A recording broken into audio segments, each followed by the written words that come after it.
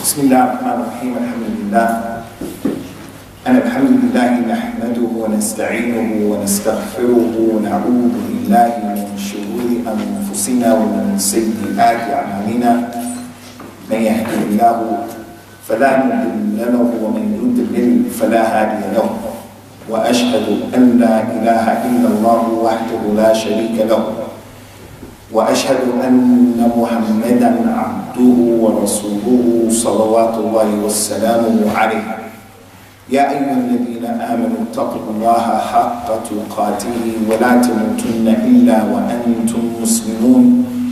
يا أيها الناس اتقوا ربكم الذي خلقكم من نفس واحدة وخلق منها زوجها وبث منهما رجالا كثيرا ونساء، واتقوا الله الذي تساءلون به والأرحام إن الله كان عليكم رقيبا. يا أيها الذين آمنوا اتقوا الله وقولوا قولا سديدا يصلح لكم أعمالكم ويغفر لكم ذنوبكم، ومن يطع الله ورسوله فقد فاز فوزا عظيما.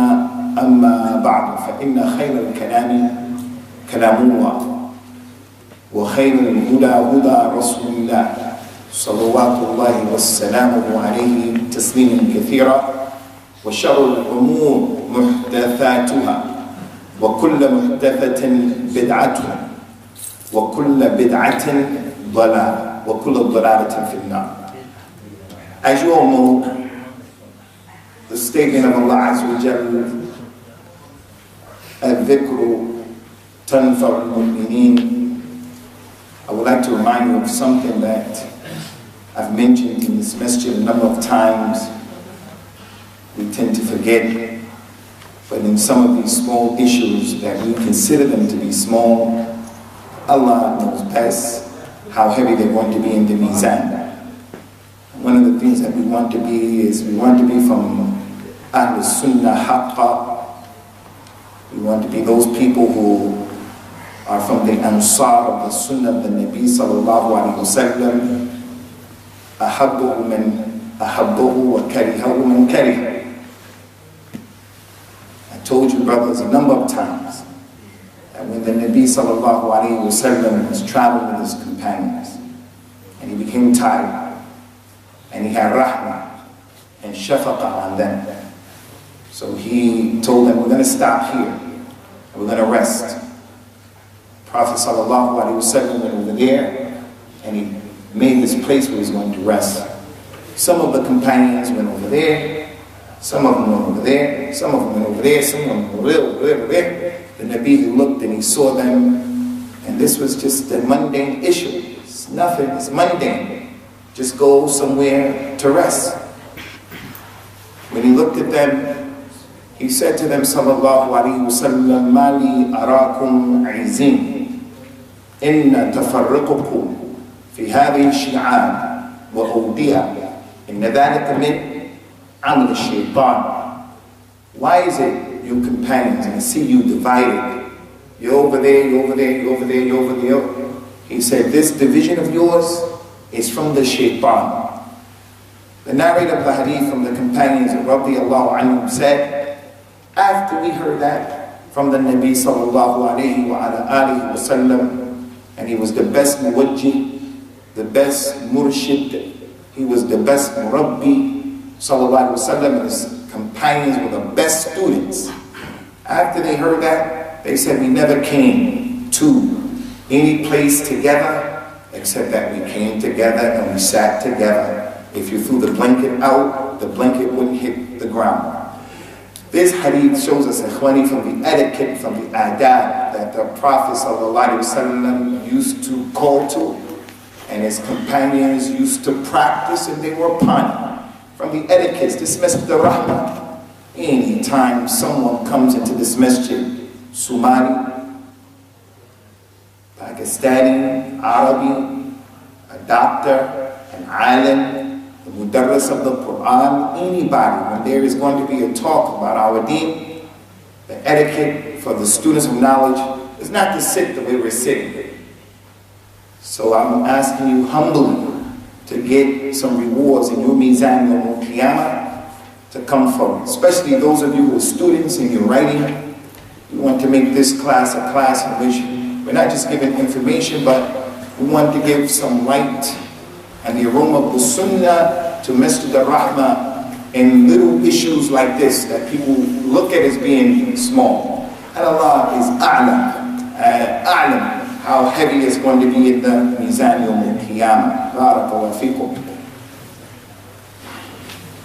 As has been announced, we're going to do a 10-week course concerning one of the most important books that was written in al-Islam by one of the most important personalities in al-Islam. And this is the book that is called Usool as-Sunnah. Usool as-Sunnah, the fundamentals of the Sunnah. It's written by Imam Abu Abdullah Ahmad ibn Muhammad ibn Hanbal al-Shaybani al-Baghdadi radiyallahu anhu wa rahimahullah. And Imam Ahmad, one of the greatest scholars in al-Islam. Scholars of the past used to give nicknames, laqabs to scholars. They would call him Shihabuddin, they would call him Majduddin, they would call this one Taqiyuddin. And Imam Ahmad, his laqab that he was well known by is the Imam of Ahl Sunnah. The Imam of Ahl Sunnah. And that's because of his defense of the Sunnah at a critical time. And that's because he was persecuted because of the Sunnah at a critical time. And that was because of his spread and preservation of the Sunnah of the Nabi sallallahu alaihi wasallam and the books that he wrote. One of the most important books that he wrote is a book of hadith, his Musnad. So Imam Ahmad is one of the 4 Imams of al-Islam. And the Imams from the other 3 madhabs, past and present, all of them recognize and acknowledge his position, his virtues, and his status in the deen. A lot could be said about Imam Ahmad's personality, but we're not going to use this time for that. You go back and you look for that, inshallah, on the internet. There's a book that's been translated and written in English about the biography of some of the great Imams. And one of them is Imam Ahmad. It is available. This book that we're going to deal with as well is available in English. Usool as-Sunnah has been translated. It's one of the first books that was translated by the brothers when the Sunnah became known in the UK and in America. And when I say the Sunnah, I'm talking about the people who Imam Ahmad was writing this book about. The book is called Usool as-Sunnah, but it's not talking about the Sunnah like the miswak. It's not talking about that. The Sunnah of praying 2 rak'ahs before Fajr, 2 before Dhuhr, 2 after Dhuhr. It's not talking about that Sunnah. It's talking about the Aqidah and the Minhaj, the methodology of the people of the Sunnah, the people of Ahlul Hadith. They asked Imam Ahmad, who are Ahlul Hadith? You, the Shaykh, everybody here should aspire and try to be from Ahlul Hadith. Ahlul Hadith, who are they? They asked Imam Ahmad. He said, Rahimahullah ta'ala, hum alladhina ya'maluna bil hadith. Ahlul Hadith are the people who work by the Hadith. Somali, Arab, revert, every Muslim who's worth his weight in salt has to be an individual who, when the Hadith of the Nabi comes to him, sallallahu alaihi wasallam, he says, ala ra's wal ayn. The Hadith, not my culture, not my madhab, not my masjid, not my imam, not my mother, not my father. What the Prophet said, sallallahu alaihi wasallam. That's who this book was written about, describing the aqidah, the belief system, the ideology, and the methodology of existing the people of al-Hadith, the people of the Sunnah, Ahl Sunnah. So this book is talking about the fundamentals that the aqidah is built upon. the things that they believe, the things that they do, the things that they don't do. In this masjid, Masjid al-Rahmah, may Allah Ta'ala put Rahmah in it, and may He have it a masjid of Ruhama, and may Allah Subhanahu wa Ta'ala put this masjid on the Sunnah. In this masjid, in Green Lane Masjid, in Medina, in Mecca, in Bayt al-Maqdis, in Algeria, in every masjid in this world, there are Muslims who claim, I'm from the Sunnah, I'm from the Sunnah. But when you come close and you look at the life and the understanding of that Muslim, he's far, far away from what Imam Ahmad was talking about in this book and those other scholars talked about. So for that reason, we're coming to you not to ram anything down your throat, not to chase people away, not to fight anyone. We're coming to you to try to make this masjid alive with the remembrance of the classic work that was written a long time ago of an Imam who is acceptable, renowned, well-known, who what he put forth has his basis in the Kitab and the Sunnah. So this book is talking again about the Aqidah and about the minhaj of the people of Ahl-al-Hadith, the people who take the Hadith, the people who take the Al-Islam al-Musaffa that can be referred back to the Quran. The dalil for what they're doing is back in the Quran, and it's in the authentic Sunnah of the Nabi sallallahu alayhi wa ala alihi wa sallam. This book of Imam Ahmad is one of many books, ikhwani, that have been written like this. Because the scholars of Islam, and again, you, Sheikh Ahmad, Abu Usamah, everybody here, as a Muslim, part of being a Muslim, it necessitates that we have respect for knowledge, and we have respect for the possessors of knowledge, the ulama. And when I say the ulama, ikhwani, I'm not talking about the one who can come and give a nice khutbah, or he can give a nice dars that he prepared for. I'm talking about the ulama who are the guards of the religion. There's drama going on in Yemen. There's drama going on in Somalia. There's drama going on in America, in the UK. It's not for every Ahmad, Bakr and Zayd to talk about how to deal with these things. It's the ulama of Islam, because of their knowledge, who know how and what is the best and most effective way to bring out good for the people and to minimize or to eradicate evil. I'm a young person and I see evil going on and I want to change it. I want to change it with my hand. But in attempting to change it with my hand, I create a bigger problem. A problem that I say, Ya laytani lam a'mal shay'an. I wish I would have never done anything. Even the Muslims will make dua against me because I created problems. The ulama not like that. The ulama are people who, they've been given a place in Islam of importance.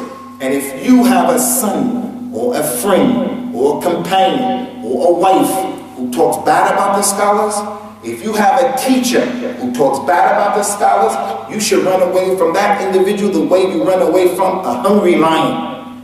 A pit bull, Rottweiler, come into this room, I have love for Sheikh Ahmed, I have love for Sheikh Abdul Karim. Hungry lion come into this room, I'm running the other way and leaving everybody. If I saw a person talking bad about the ulama in Islam, they're not scholars, they're scholars for dollars, they don't know what they're talking about, they're kuffar, I'm getting away from him, because that kalam stinks and that person is about to be destroyed. So the point is, the ulama of Islam, they wrote about this issue in many, many books. And Imam Ahmad is not the only one. There's another book called Usool with the same name, by the great scholar who was the Sheikh of Imam al-Bukhari. His name is Abu Bakr, is his kunya, Al-Hafidh Abu Bakr Abdullah bin Zubair al-Humaydi. He has a book similar to Imam Ahmad, the same name and basically the same information. Another book by the great Mufassir of the Quran, Imam Muhammad bin Jarir al-Tabari. He had his own madhab, and his madhab is just as good as the four madhab that we follow today, that some people are upon. Some people said his madhab was even better. He has the best tafsir in al-Islam. He has a book called as-Sunnah. As-Sunnah, same type of book. Many of those scholars in the past, they wrote books, the same kind of book, they just called it Kitab al-Sunnah. Same mawdu', same subject, same goal, same objective. Like Al-Imam Abu Bakr al-Khallal, Al-Imam Ibn Abi Asim. Al-Imam Ahmad had a son, Abdullah. It wasn't his eldest son. His eldest son was Salih. He was a scholar. His next son, Abdullah, was a scholar. Abdullah, the son of Imam Ahmad, has a book called Kitab as-Sunnah, just like his father. And what do these books deal with? These books deal with the same issue. Muhammad ibn Jarir al-Tabari's book is called Sarih as-Sunnah. Sarih as-Sunnah. As for Asl Sunnah, that was to two great Imams of al-Hadith, Abu Zur'a al-Razi and Abu Hatim al-Razi. The point that we want to make here is, the point is, this is not the only book like this. Many scholars wrote this type of book. And I just mentioned to you, for you, 5 or 6, but there are many. Another book that's been translated into English, Sharh as-Sunnah by Imam al-Barbahari. I would advise you, brothers, to get that book as well. The shahid of all of that kalam is, the scholars of Islam, they wrote about this issue as nasiha to the community. So that the Muslim won't be a person who, he curses the companions, he hates the companions, he falls into shirk and he worships other than Allah Azza wa Jalla. He denies things about Allah, how Allah described himself and what he said about himself, and how the Prophet Mustafa sallallahu alaihi wasallam described Allah and so forth and so on. You tell. My mother was some Christian who's from China, from Jamaica, an Arab Christian. Tell me about your Lord. Close your eyes and describe to me your Lord. They'll come up with different descriptions of who their Lord is and what he looks like.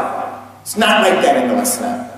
Allah sent down a book and he described himself as being Ar-Rahman, and Ar-Rahim, and Al-Latif, and things that he does. He doesn't have a son, he doesn't go to sleep, he doesn't get tired. This is why these Imams wrote these books, advice to the community so that you can know what to do. Our country in Somalia has a lot of challenges. We have groups in Somalia who, they want to put Islam and implement Islam. Do we implement Islam any way we want to do it anyway? This book shows you what to do and what not to do. How do we deal with the leader of the Muslims? And how we don't deal with the leader of the Muslims? And the scholars who wrote these books, they wrote these books based upon the Quran and the Sunnah and the history and the sourness that happened, that the Muslims suffered historically. So they put these books together to say to the Muslims, don't make that mistake again. Don't make the mistake of the people who were ignorant and they died on ignorance and they went to the hellfire because they made shirk with Allah. They didn't know who Allah. They don't know if Allah is here, if Allah is not there, what he does, what he doesn't do. So before moving on to the next point, Ikhwani, the scholars of Al-Islam, Al-Imam Ahmad and other than Al-Imam Ahmad, they're the best of the people after the Anbiya. As Allah's Prophet says, sallallahu alayhi wa ala alihi wa sallam, inna al-ulama warathatul anbiya. Those scholars are the inheritors of the prophets. Now that doesn't mean that Imam Ahmad is ma'soom. Doesn't mean that. It doesn't mean that every scholar is a beneficial person. Doesn't mean that. It just means that you and I as Muslims, we have to look at the ulama with respect. And we have to know who the ulama are. And we can't say everyone who's talking on the microphone, everyone who's on the TV Islam channel or some other Arabic channel, he's a scholar, alim, mufti. La, doesn't mean that. Concerning this issue, the very first point that Imam Ahmad brought in his book, and in 10 weeks, we're not going to be able to deal with all of the issues because although the book is not very extensive, it's not a long book, it's a short book. But we won't be able to deal with all of the book in 10 weeks. We'll try to do as many as possible, and the more important ones, we'll spend more time on that. The ones that are affecting our shabab today, we'll spend more time on those issues, like the very first one that he mentioned. And Imam Ahmad is an alim, a scholar of the Quran and the Sunnah. So the first thing that he puts from the Usool of the Sunnah, the Aqeedah and the Minhaj of the people of the past, the Aqeedah and the Minhaj of people who love the Hadith, it's going to be some thought that goes into the very first issue. It's important.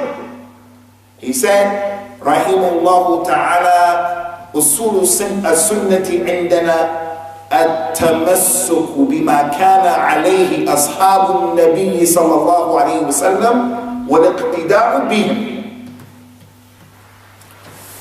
The very first fundamental that the Muslims should be upon, the Muslims of the Sunnah, is holding on to what the companions used to hold on to and following them in what they used to do. You are not a real Muslim. I don't care how loud a person can scream. You are not a real Muslim if you believe you can worship Allah in this religion in a way that the companions didn't worship Allah. You are not a real Muslim. You may not even be a Muslim. I'm not saying someone is not a Muslim, but if someone thinks that it is okay that I can worship Allah and be a Muslim in my own way, like in America, the Nation of Islam, a group of people, Nation of Islam, they said that Allah Azza wa Jal had a mother, and Allah's mother, her name is Baby G. They said that a black man in America, his name is Elijah Muhammad, he's a Rasul, the Rasul of Allah to the black man in America. The Qadianis, who say that Mirza Ghulam Ahmad is a Rasul after the Nabi sallallahu alayhi wa sallam. Did the companions say that? Did the companions believe that? Did you read them upon that? If the person says no, but it's okay, he's not a real Muslim. There's something wrong with that. So Imam Ahmad, he mentioned that the very first fundamental of being a Muslim on the Sunnah is to believe that you have to hold on to what the companions held on to and following them. And that's something that's basic and fundamental. It makes sense.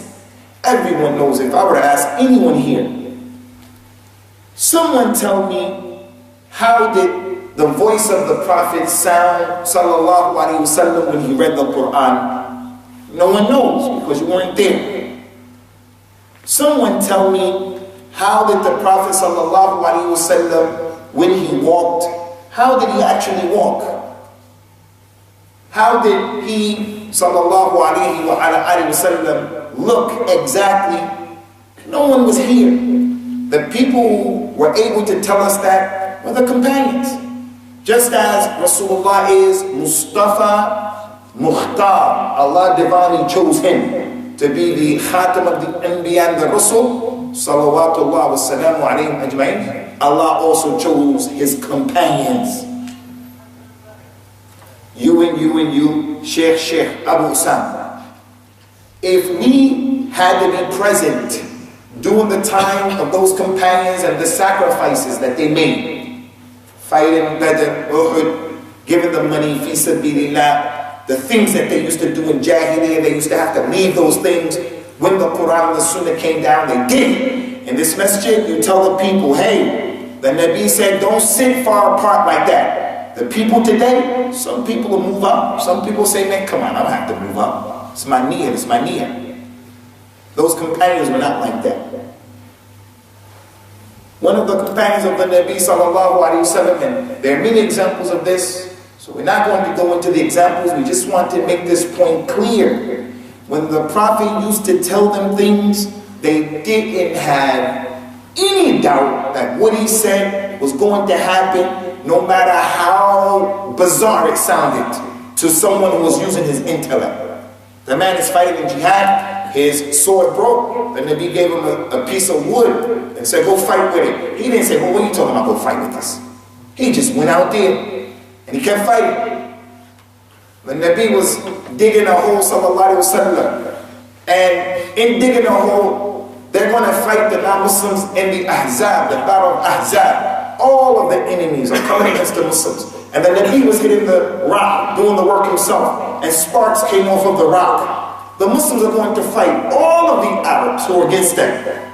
It's critical time. He hits the rock, sparks come out. He said, Allahu Akbar. He hit the rock, sparks came out. Allahu Akbar. They said, what's going on, Ya Rasulullah? He said, Wallahi, I see that my community is going to come into possession of the gold and the silver, the riches of Rome and Persia. They're getting ready to fight these people, and he's talking about Rome and Persia. None of the Muslims apostated.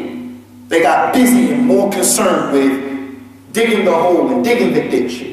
And there are just too many examples like that.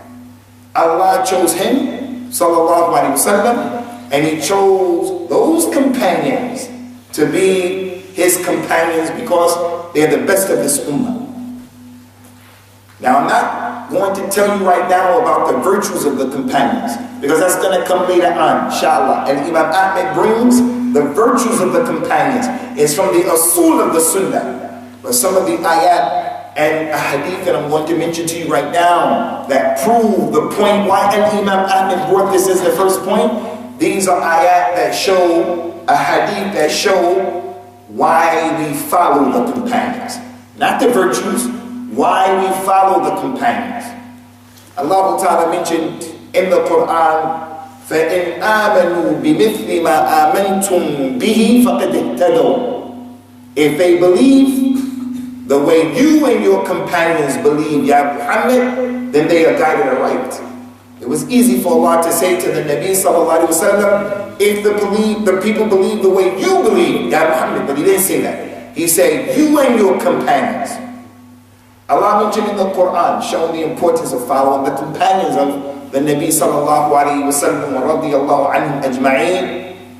من يشاقق الرسول ومن يشاقق الرسول من بعد ما تبين له الهدى ويتبع غير سبيل المؤمنين نوله ما تولى ونصله جهنم وساءت مصيرا. Anyone who opposes Rasulullah sallallahu alaihi wasallam and he chooses a way other than the way of the believers, radiyallahu anhum, we will send him to what he wants. We will send him to what he wants, and what an evil abode. What he wants is the nar of Jahannam, a'adana Allahu ta'ala minha, because he doesn't have the right to go against the way of the companions. That ayah shows you can't be in opposition to the Nabi sallallahu alaihi wasallam, and you can't choose a way other than those companions. Another ayah that shows the virtues and the benefit of following those companions. Allah Ta'ala mentioned in the Quran, وَالسَّابِقُونَ الْأَوَّلُونَ مِنَ الْمُهَاجِرِينَ وَالْأَنصَارِ وَالَّذِينَ اتَّبَعُوهُمْ بِإِحْسَانٍ رَضِيَ اللَّهُ عَنْهُمْ وَرَضُوا عَنْهُ. The Sabiqun al-Awwalun, the first Muslims, the first vanguard of al-Islam, the very first Muslims from the Muhajirin and the Ansar, and those who follow them in guidance, those who follow them, Allah will be pleased with them and they will be pleased with Allah. These ayahs are not talking about the virtues of the companions only, they're talking about how and why the Muslim has to follow the companions. A number of hadith as well that don't talk about the virtues, but talk about why you have to follow them. The Nabi sallallahu alaihi wasallam, ikhwani, as I told you, he mentioned to the people a lot of miraculous things to prove that he was a Nabi and a Rasul. Allah Azza wa Jalla gave him mu'jizat, sallallahu alaihi wasallam, the ability to see into some aspects of the ilm al-ghayb. He didn't have knowledge of all of the ilm al-ghayb. He had knowledge of some of the ilm al-ghayb bi-idhnillah. And from that ilm al-ghayb were the things that were going to happen in the future. قال صلى الله عليه وسلم إن الله زوى لي الأرض فرأيت مشارقها ومشارقها وإن ملك أمتي سيبلغ ما زوي لي منها. Allah caused this big earth to come together, and I saw the east and the west. Sallallahu alaihi wasallam. And verily the dominion, the power, the ability of my ummah is going to reach everywhere that I saw. That tsunami, the tsunami that happened a few years ago. I never heard of a tsunami before that tsunami. Never heard of it in my life. When the Nabi had the earth made small to him like that, however it happened, if there was a tsunami going on at that time, the Nabi saw it, sallallahu alayhi wa sallam. What was going on? He said, that's a miracle that he can tell the people that his ummah was going to spread like that. So from what he said was that this ummah was going to break up into 73 different sects. 73 different ideas. Those over there, they believe something unique, distinct unto themselves. They believe in something, they believe in something, they believe in something. Everyone is saying something. I come into Islam as a new Muslim, a revert. No guidance from my mother and my father. I look at the Muslims. Those from Yemen are saying something. In Yemen itself, different people in Yemen are saying different things. The ones in Somalia saying different things. The ones in other parts of Africa, different things. The Asians, different things. As a revert. And everyone is saying, the haqq is with us. The haqq is with us. Don't go with him. Don't go with them. How am I to determine the haqq? The Nabi told us sallallahu alayhi wa sallam in the hadith.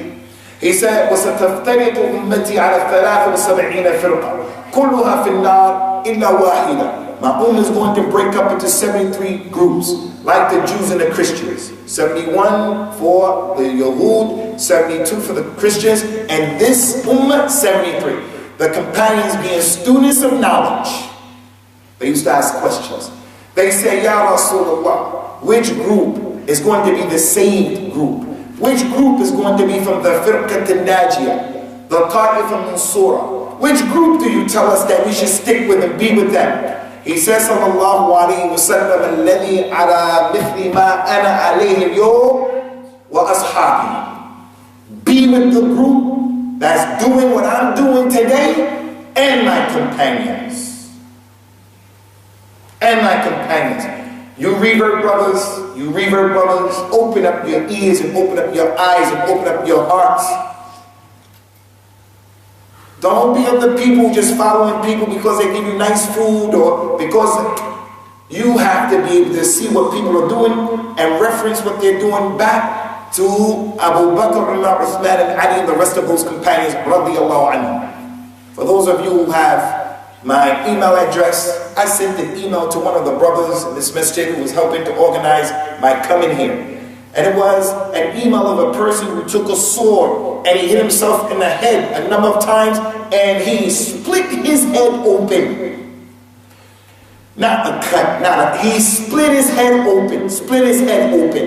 And the doctor was going to put his head back together again. He did that, why? To show his love for Rasulullah sallallahu alaihi wasallam, to show his ability and his willingness to die for Hussein and to defend Hussein. But the question is that what Hassan, the brother of Hussein, expects from you? Is that what the father of Hussein and Hassan, Ali, expects from you? Is that what the wife of Ali and the mother of Hassan and Hussein, Fatima, radiallahu anha, is that what she expects from you? She herself would have said to the one who did that, أَنَا بَرِيءٌ مِنْكَ أَنَا بَرِيءٌ مِنْكَ وَأَنْتُمْ بُرَعَاء مِنْكَ. I'm free of this. This is not the religion of Islam. The Nabi sallallahu alayhi wa ala alihi wa sallam, an authentic hadith, ikhwani, he told the people a number of things about what was going to happen when he was coming to the end of his life, and the people became nervous. They become unsettled. They say, Ya Rasulullah, it is as if you're giving us a farewell speech, as if you're about to die. You're leaving us. The way you're talking is not the normal way. You're talking to us as if you're preparing us for something. And he was. And look at the intelligence of the companions.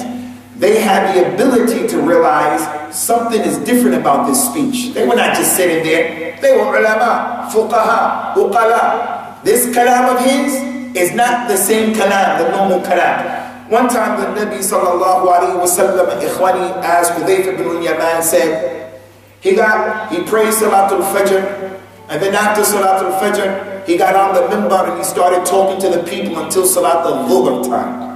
When Dhuhr time came, he got off and he prayed Dhuhr. He got back on the minbar and started talking to them until Salat al-Asr. When Asr came, he got off of the minbar, he prayed Asr.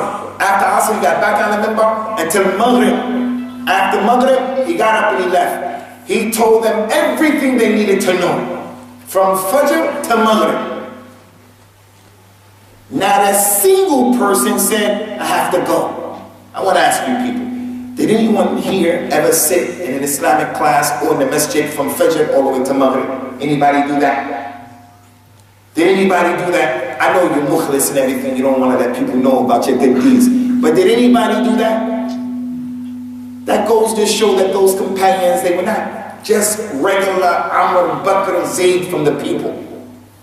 So they knew this kalam of the Nabi is different. Ya Rasulullah, he says, if you're giving us a farewell speech, what do you advise us to do? He told them, sallallahu alayhi wa sallam, a number of things. He said, listen and obey. Fear Allah. Usikum bittaqwallah. Fear Allah. Fear Allah as it relates to your salah, zakat, how you get money, riba, how you are with your neighbor, your mother, your father. Fear Allah between you and Allah, you and the creation. He said, and listen to the leader. Listen to the leader and obey the leader and pay attention to him. Even if he becomes a slave who has a head like a raisin. Someone you despise, be patient with him. Listen to him. Don't make khuruj against him. Advise him in the right way. And then he told him, sallallahu alayhi wa sallam, wa alaykum bi sunnati wa sunnati al-khulafa al-rashidin al-mahdiyyin min ba'di. Addu alayha bin nawajid. Take my sunnah and the sunnah of the khulafa al-rashidin. Abu Bakr, Uthman and Ali. Take their sunnah. Meaning, follow my companions after me. Follow my companions after me. What they did, you do it. What they didn't do, you don't do it. The lady came and said, Ya Rasulullah, if I have a question, I need to ask you something, and I come and you're not here, what should I do? You're dead. You're not here. You're dead. The Nabi told that lady, sallallahu alayhi wa sallam, iqtadi billadini min ba'di, Abi Bakr wa Umar. Then follow the two who come after me, Abu Bakr and Umar. Follow those two. So the companion, that lady, and the rest of the companions, when the lady came and said, what do I do when you're gone? Meaning if you die. She knew he could die. She knew that he would die. Sallallahu alayhi wa sallam. Those companions said, you're talking as if you're going away. What's going on? They knew that he can die. Sallallahu alayhi wa sallam. Now I come, the new revert, and I say that the Nabi never died. He never died. Okay, no problem.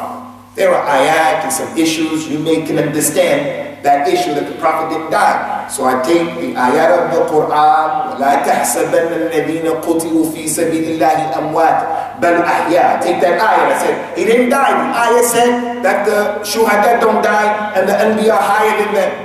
Now the question is, you have to take that ayat and you have to say, why didn't that lady understand from the companions in that way? Why did the other companions understand? Don't understand it in a way that the companions did not understand this religion. As for the companions themselves, they had the same understanding. Look what happened. There's a group of Muslims that started during the time of the companions. And you heard the group. They're called the Khawarij. The Prophet talked about them, sallallahu alayhi wa sallam. And we have to be careful about labeling people in Islam. A person can have characteristics of the Khawarij, but he doesn't necessarily become a Khawarij. One of the characteristics of the Khawarij is, if you don't understand and agree with the way I understand and agree, you're my enemy. That's the characteristic of the Khawarij. You don't see it the way I see it, then something's wrong with you. In this masjid, we have people from different madhabs.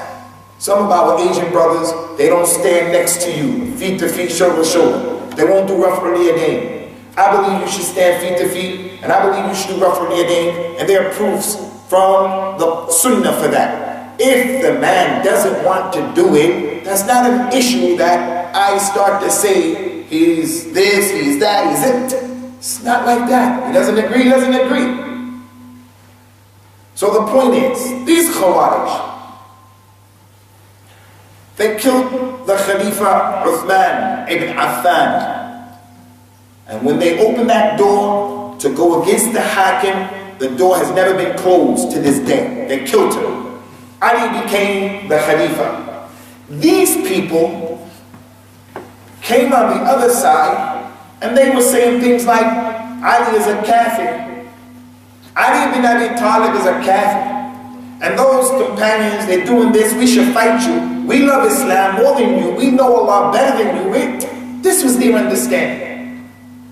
Ali radiallahu anhu, being taught by the Nabi sallallahu alaihi wasallam, could have fought those people right away. But he wanted to give them dawah in Allah. Right away he could have fought them. He said, as long as they don't fight us, we won't do anything. But when they started killing some of the companions, that's when the problem came and he decimated them. But look what happened. He sent one of the scholars from the companions, Abdullah ibn Abbas, the one who was well versed in the Quran. You go, Ibn Abbas, and talk to him. Ibn Abbas came and said, Amir al-Mu'mineen, his cousin, let me go and talk to them. He said, no, I'm afraid, because these people, they have no act. They have no act. They break their contract. You go, they'll kill you, even if you're a messenger. They don't have regard for the hurmah of people's lives. That's one of the characteristics of the Khawarij. He will blow us up in this masjid right here, trying to prove his point. And he said, I'm afraid for you. He said, don't be afraid, Amir al-Mu'mineen, I'm going to go. He went. He said, when I got there, Ibn Abbas said, when I got there and I arrived, I saw them praying. I saw them making dhikr of Allah. I saw their knees, their hands were coarse from the sand and from praying so much. They had big black marks. They had bald heads. He said, I heard them. You can hear them making dhikr in their tents, just as the Prophet described them, sallallahu alaihi wasallam. تَحْقَرُونَ صَلَاتُكُمْ عِنْدَ صَلَاتِهِمْ وَصِيَامُكُمْ عِنْدَ صِيَامِهِمْ. When you see them, you're going to look at your salat as being small compared to theirs. Your song being small compared to theirs. Anyway, Ibn Abbas said, I want to talk to you people. He asked them, listen to what he said. The first thing that he said, I just came to you. أَتَيْتُكُمْ مِعِنْدِي أَصْحَابِ النَّبِي صَلَى اللَّهُ عَلَيْهِ وَسَلَّمْ مِنَ الْمُهَاجِرِينَ وَالْأَنصَارِ. I came to you from the companions of the Nabi, from the Muhajirin and the Ansar, and from his son-in-law. They are the most knowledgeable of the religion. Their hearts have the most bir. They have the a'maq understanding of the religion. And they're aqall nas takallufan. They don't make the religion difficult. And I don't see a single one of them with you. Not one of them is with you. Not a single person who was with the Nabi sallallahu alaihi wasallam is with you. And then he said, what is the problem you have with the son-in-law of the Prophet sallallahu alaihi wasallam and the first person who accepted Islam with him? The point of all of that kalam is, Ibn Abbas is a scholar of the Quran of Al-Islam. He's just not a regular companion. He's an alim from the ulama of the companions. The Nabi helped him, made dua to Allah that he understands the Quran, Al-Islam. And it happened, Rabbil Kaaba. And he said to the people, I don't see a single companion with you. That means, if the companion is not with you, there's something wrong with what you people are doing. Although the people were trying to get close to Allah, establish al-Islam, the Khilaf Islamic State, you don't have the ulama, you don't have the companions with you. Something is wrong. That's what this point, number one, that Imam Ahmad is talking about. It's not complicated, it's easy. Abu Musa al-Ash'ari, as we mentioned in this masjid, similar to that, Ibn Abbas, we mentioned in this masjid. Some of the people were in the Prophet's masjid, sallallahu alaihi wasallam, and they were in groups.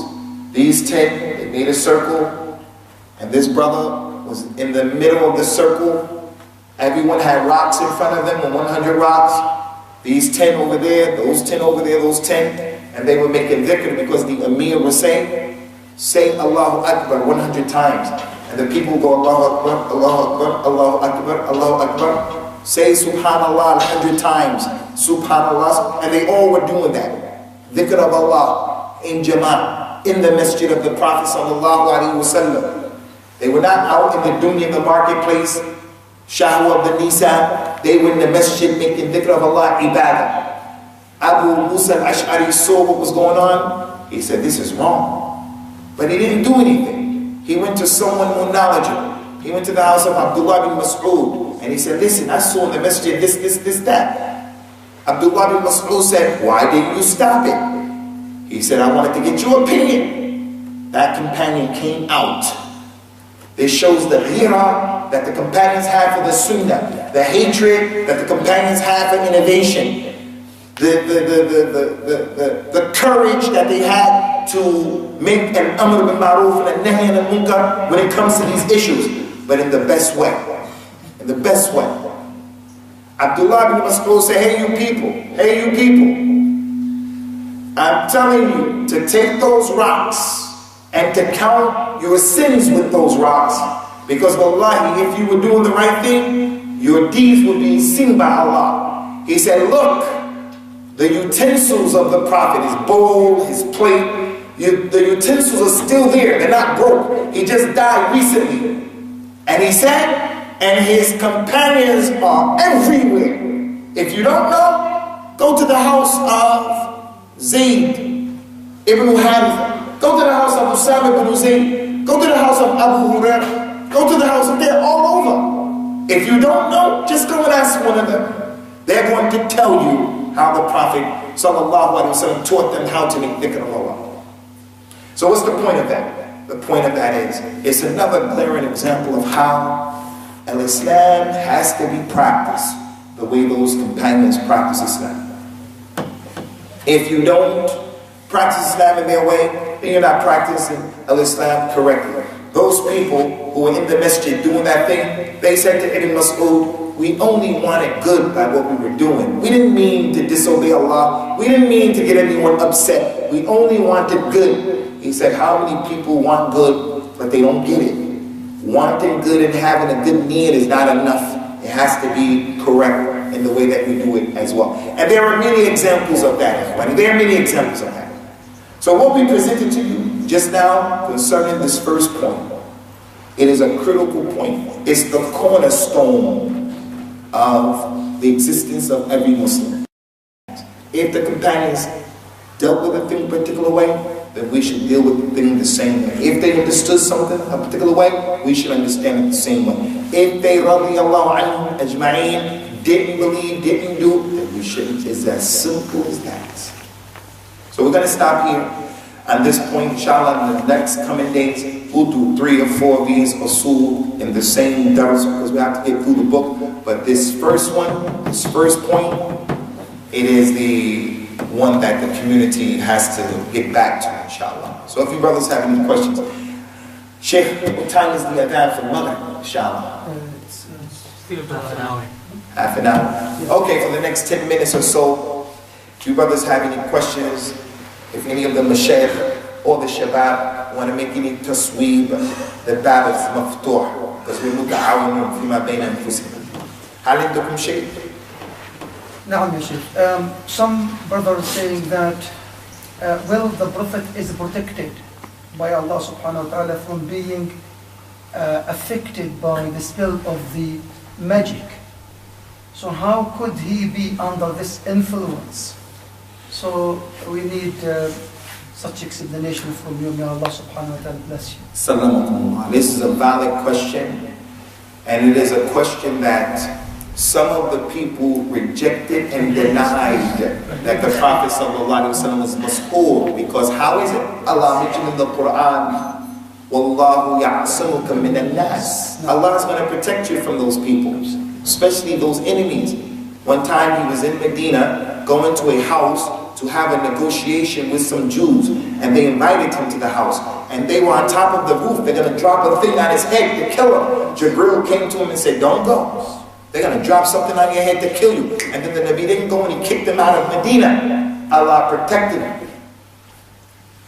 So how is it? Why is it? It's easy. It's easy. First of all, this is established in the Quran. It's established in the Quran. And that the last two surahs were revealed because of that. And one of the benefits of the knowledge of Asbab al-Nuzul, why these surahs were revealed, was to understand the surah the correct way and what happened. And this is what happened. Sahih Bukhari and Muslim. So it happened. No doubt about it. Number two, the benefit is that Allah told the Nabi, قُلْ لا أملك لنفسي نفعا ولا ضرا إلا ما شاء الله ولو كنت أعلم الغيب لاستكثرت من الخير وما مسني سوء إن أنا إلا نذير وبشير لقوم يؤمنون. Tell them, I, Muhammad, don't have the ability to bring benefit to myself or to push off evil. If I knew the ghaib and the ghaib, I would have made a lot of good, only good, and no harm would have touched me. Magic, my companions wouldn't have died, nothing would have touched me. I'm just a warner and a bashir for people who believe. So he didn't have the ability. This issue showed us Allah has the ability only. Not Prophet Muhammad ﷺ. He doesn't deserve to be worshipped. He deserved to be followed and obeyed, unconditioned. As to worship, dua to him, la. Going overboard and picking him, la. He's not from the nur of Allah. He's a bashar, human being, but he's the akmal al-bashar. From the benefit, Allah allowed this to happen to teach us. To teach us. Didn't the Prophet say in an authentic hadith, sallallahu alayhi wa sallam, لو أراد الله أن لا يعصى لما خلق إبليس. If Allah didn't want to be disobeyed, He wouldn't have created Iblis. That doesn't mean He wants you to disobey Him. He created Iblis for some hikmah. Yawm al-Qiyamah, doing the hisab. When everyone dies, everyone goes to Jannah. That's not fair. Everyone is on the right place, the same place of Jannah. That's not fair. That lady wore jilbab with niqab, and she had izz and iffa. And this one over here was baghiyah, fasiqah. And they both go in the same place. This man over here is getting up for Salat al-Tahajjud and he's praying Salat al-Fajr. This one over here is drinking khamr at the time of Fajr, making zina. And they both go in the same place. Allah Azza wa Jalla, from His hikmah, is that He allowed this to happen to the Nabi Sallallahu Alaihi Wasallam so that everybody here would know. If it can happen to the Sayyid of the Mursaleen, the Sayyid of Bani Adam, the Khatam of the Anbiya and the Rasul, wallahi it can happen to you, Shaykh, la samah Allah. It can happen to you, it can happen to you, it can happen to you. So those that show that the Muslims shouldn't just say, it can never happen to me. So what do? We protect ourselves from magic by learning the different dua. We protect ourselves from magic by reading this last two surahs of the Quran. We protect our magic by the man got a hold of the hair of the Nabi Sallallahu Alaihi Wasallam. Cutting your nails. There's a book in Islam written by one of Shaykh Islam Ibn Taymiyyah's students, Ibn Muflih. It's called Al-Adab al-Shar'iyah, the adab of Al-Islam. How do you prepare yourself for Jummah, for the Eid, things like that? How do you get married? How do you make this step out of your new baby? Anyway, in the chapter of grooming yourself, al-hijama, you do hijama and the blood comes out, you cut your hair, you get a haircut. If you know or you suspect this person is a magician, don't leave your body parts by that individual. Because if people were to get a hold of some of your personal possessions and belongings, they could put magic on you. But as people of Tawheed, Allah mentioned in the Quran, وَمَا هُمْ بِضَارِّينَ مِنْ أَحَدٍ إِلَّا بِإِذْنِ اللَّهِ. The people who do magic, they can't hurt you except if Allah allowed it. And if Allah didn't allow it, it won't happen. So magic is real, and we all have to protect ourselves from magic. And don't go overboard. I'm sweating right now. I can't say, that's magic. Someone put magic on me. You know, I'm sweating because I'm hot. I got a hat on my head. He's looking at me, you're looking at me because I'm talking. So when I'm talking, I'm one of those, they all look at evil eye. They give me the evil eye. No, you gotta be balanced.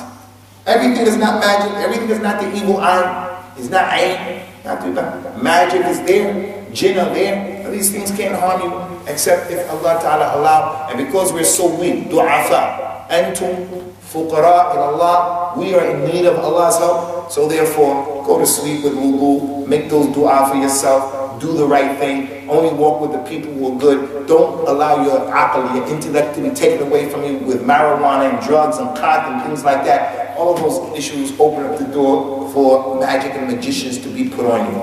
May Allah Ta'ala protect all of us and our children, our families from that. Any more questions? Now, Akhi Kareem. Sheikh, now we have a lot of information on internet. Like we have any problem, anybody goes on the Google and just look for the masala. So what's your take on that? So many information, some of them authentic, not authentic. So what's your take on this? How you give suggestion to look for the information on internet related to religion especially? Scholars of the past concerning knowledge, they used to warn people of teaching yourself, and they used to warn people of taking directly from the book, where the book becomes your sheikh and you're taking directly from the book. And the reason why they used to warn about that is because the person who tries to learn by himself is going to make mistakes. His mistakes will be a lot. But it doesn't mean that al-Islam tells you don't read for yourself. You have to read for yourself. You have to read for yourself. And with the explosion of the internet, there's more information that is available to an individual. So why are we going to tell the people don't read? Some of the people say, if you give the tafsir of the Quran or you read about the tafsir, even if you're right, you're wrong. They want the people to disconnect themselves from the Quran and only be told by the sheikh or the Malvi Sahib what's going on. You have to read for yourself. And if anything comes up that you don't understand, it doesn't make sense, you go and you ask someone who has more knowledge. Concerning the internet, just be in the middle. There are certain things in the internet that go in the objective. Akramatullah ya Shaykh Abdul Kareem. If you're looking for a topic on the internet, I can put in magic. Magic according to the Quran and the Sunnah. Now that's going to eliminate all of the hocus pocus stuff. So as I start to read that, some things are easy to understand and some things are difficult, but that's one of the good things of the internet. The more the person can zoom in on according to the Quran and the Sunnah, then you're more liable to get more authentic information. But the point is to be balanced. Get knowledge and read on your own, but get knowledge by sitting with people who know. That's the traditional, cultural way of learning. But sometimes we can't always do that. So do the best that you can do. Saddidu wa qaribu. Ittaqullah mastata'tum. Do the best that you can. But be careful. Don't become a sheikh, an imam, a mufti after the internet. Through the internet. There's something that happens with our youngsters. When I'm 50 years old, 15 years old, and this you saying sheikh. The Sheikh Ahmad sitting in a chair. Sheikh Abdul Kareem, these are older people. I'm 50 years old. Revert. Still learning, studying, trying to pronounce the words correctly and read the Quran. It's the student. This guy, 22 years old, he memorized half of the 40 hadith of Imam al-Nawawi. Half. He memorized 20. And now he's giving fatwa. He doesn't memorize Juz Amma. 20 hadith. And something here and there, and now he's saying kafir, jihad, mubtadi', did that. Ali radiallahu anhu told the people, knowledge used to be just a dot, just a little bit. It was easy. The Prophet would say something and the people did it. Now, you say something, that statement needs explanation, the explanation needs explanation, that explanation. He said, Ali said, knowledge used to be a dot. And then the people who got involved, who shouldn't have been involved, made it complicated. So be in the middle. Read, learn on your own, but be humble and take it easy. And knowledge takes some time to acquire, inshallah. The Nabi says, sallallahu alayhi wa sallam, al-barakatu ma'a kabirikum. the barakah is with the elders, the ulama, the elders who have khibra, experience.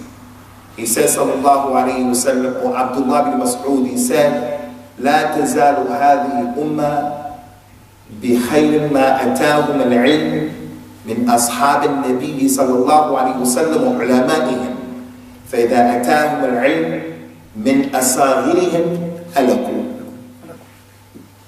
This ummah will always be okay. This community, Birmingham, London, Somalia, the community will always be okay as long as the knowledge comes to them from the companions of the Nabi sallallahu alaihi wasallam and from the ulama. If the knowledge comes from the asagir, the people of innovation and the youngsters, they're going to be destroyed. They're going to be destroyed.